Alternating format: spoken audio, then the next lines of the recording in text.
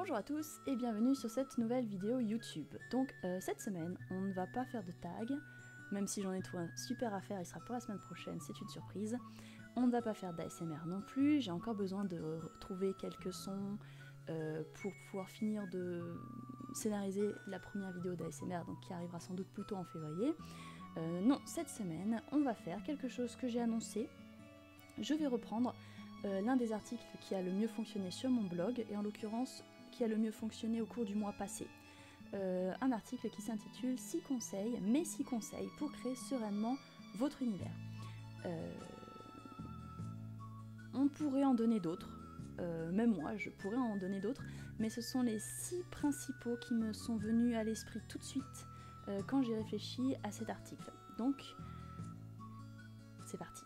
Conseil numéro 1, bien réfléchir à son point de départ. Il y a beaucoup de gens qui conseillent, notamment pour des univers de fantasy, de commencer par une carte, parce que la base du monde, c'est une carte. Et je ne suis absolument pas d'accord. Pour certaines personnes, ok, pour certaines personnes, c'est des gens qui veulent faire dans un bel univers de fantasy avec certains paysages qu'ils ont déjà bien en tête, etc. Ok, une carte. Mais je pense qu'on est nombreux à avoir d'autres raisons avant ça de créer des univers de fantasy.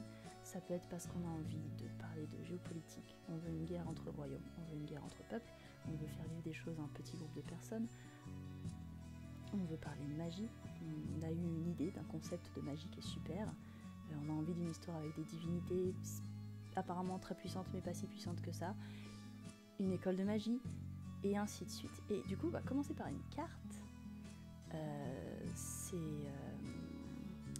pas le plus cohérent selon moi, parce que c'est pas ce qui nous inspire le plus. Donc on peut se lasser dès le début, on est à peine de commencer à créer notre univers, on en a déjà marre. On peut se bloquer, parce qu'on n'arrive pas à passer ce cap-là, alors que dans tous les guides ils disent qu'il faut commencer par la géographie, et on n'y arrive pas, et ainsi de suite. Donc non, du coup moi je pense qu'il faut commencer par ce qui nous fait envie. Pourquoi on a voulu créer cet univers-là? On prend ces thèmes-là, et ce sont ces thèmes-là qu'on développe en premier, pour bien se motiver, pour pas se frustrer, pour pas se bloquer, et pour kiffer. Parce que bon, après, c'est censé être quelque chose qui est plaisant de créer un univers, pas une torture. Donc voilà, conseil numéro 2, faire attention à la cohérence. Moi je pense qu'en tant que lectrice, il n'y a rien de pire quand je lis quelque chose qui vient contredire autre chose, et que je finis le livre, et qu'il n'y a pas eu de twist pour m'expliquer pourquoi ça se contredit en fait. Donc il faut absolument que vous fassiez en sorte que votre univers soit cohérent. Il ne doit pas y avoir un élément qui vienne en contredire un autre.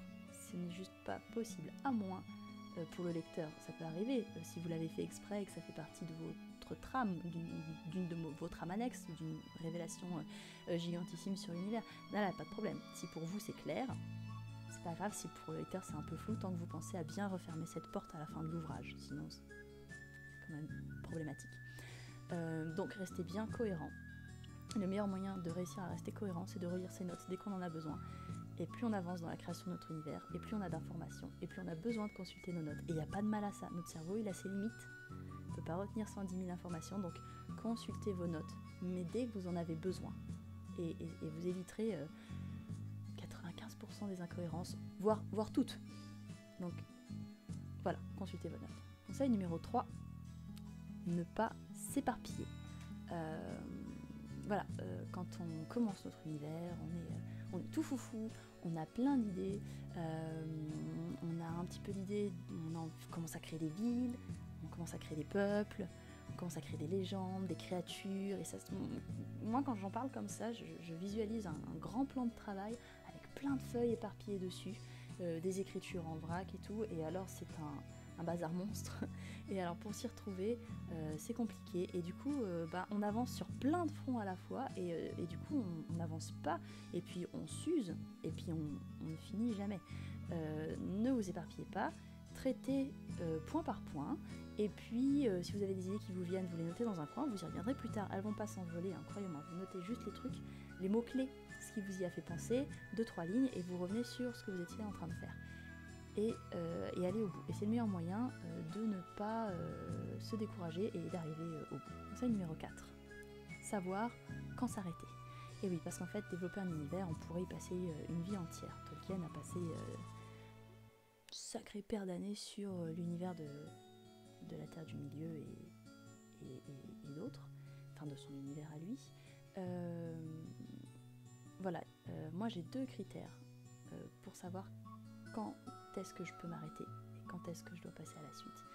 Critère numéro 1, c'est que j'ai tous les éléments qui sont nécessaires pour créer mon histoire. Parce que bon, à la base, mon univers, je le crée pour en faire quelque chose.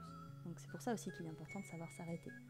On crée un univers pour en faire un roman, un jeu de rôle, une chronique, des livres dont vous êtes le héros, une BD, une série, peu importe, on le crée pour en faire quelque chose. Et du coup, il y a un moment où il faut savoir s'arrêter.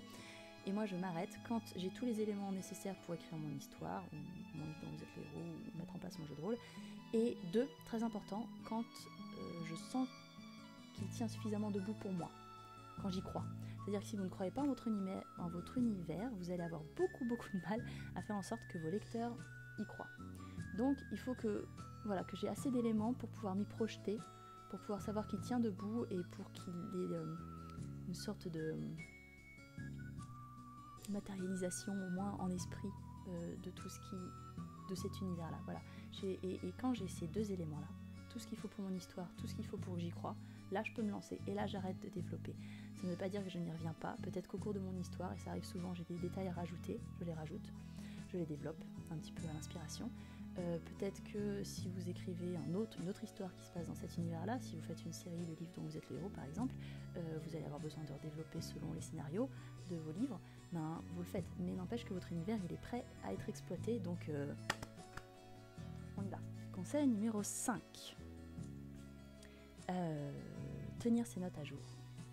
C'est pour ma formation en ligne dont je vous parlerai à la fin de la vidéo que je viens de lancer, j'ai dû reprendre un univers créé il y a plus d'1 an, reprendre toutes les notes, tous mes textes de travail, toutes mes sessions d'écriture libre, mes cartes mentales, et j'ai dû les mettre en ordre, et c'était long, c'était fastidieux, c'était barbant, c'était casse-tête, c'était... Et puis au bout d'un moment, mon cerveau il analysait plus qu'il lisait, donc je copiais-collais, j'essayais de lire, mais ça passait pas. Donc faites-le au fur et à mesure, ne laissez jamais passer trop de temps avant de mettre vos notes à jour pour pouvoir vous y retrouver. Et ne vous dites pas, c'est bon, ça je vais m'en souvenir, parce que c'est pas vrai. Notre cerveau il a ses limites, et vous allez travailler ce que vous avez fait les 3, 4, 5 jours précédents, ok, mais ce que vous avez fait il y a 15 jours, comme vous en rajoutez tous les jours, il y a de fortes chances que vous n'ayez plus tous les détails en tête. Et du coup, si vous tenez vos notes à jour tous les 3 ou 4 jours max, vous éloignez le risque d'oublier des choses et du coup de faire des erreurs de cohérence. Donc c'est un conseil qui vient un petit peu en complémentarité avec le conseil numéro 3 qui disait de faire attention à la cohérence. Conseil numéro 2, la cohérence, pardon. Conseil numéro 6, inspirez-vous visuellement. Et pas que, mais surtout visuellement, parce que si vous n'arrivez pas à vous représenter mentalement votre univers, vous allez avoir du mal à le décrire et à faire en sorte que le lecteur arrive à se le représenter. Et c'est dommage, parce qu'un univers, qu'il soit de science-fiction ou de fantasy, ok, on a des références communes, mais il y a besoin d'un minimum de description, et si vous ne savez pas à quoi ça ressemble, vous ne pouvez pas le décrire. Donc nourrissez-vous visuellement, avec des artworks, avec des illustrations, des photos, des films, des séries. Prenez-en plein la vue et faites-vous un dossier où vous mettez toutes vos images qui vous servent d'inspiration pour mieux vous représenter les choses, et quand vous arriverez à vous imaginer votre univers, vous arriverez à le décrire en fait, tout simplement. Et votre lecteur pourra se le représenter et s'y plonger et s'y croire. Donc voilà, c'est fini, c'était les 6 conseils qui me viennent en premier quand je dois dire à quelqu'un quels points sont vraiment importants, quels points à ne pas perdre de vue. Il y en aurait d'autres. D'ailleurs, j'ai d'autres articles qui arrivent, et puis j'en livre d'autres dans ma formation en ligne. Formation en ligne que j'ai donc lancée... Alors attendez, cette vidéo sort dimanche, la formation en ligne est sortie mercredi. Formation en ligne que j'ai intitulée « Je crée mon univers en toute sérénité ».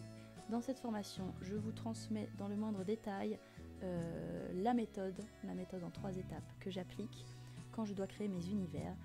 Je vous détaille chacune des étapes, je vous explique pourquoi, comment, il y a des vidéos tutoriels, il y a des vidéos avec des exemples en direct où je fais devant vous ce que je vous conseille de faire pour que vous vous rendiez bien compte. Il y a une feuille de travail, il y a des PDF récapitulatifs, Il y a des bonus pour vous présenter les outils que j'utilise le plus et qui m'aident à me débloquer quoi qu'il arrive. Enfin voilà, c'est très complet. Et je vous mets le lien en barre d'infos si vous voulez aller voir la présentation plus complète et le sommaire, etc.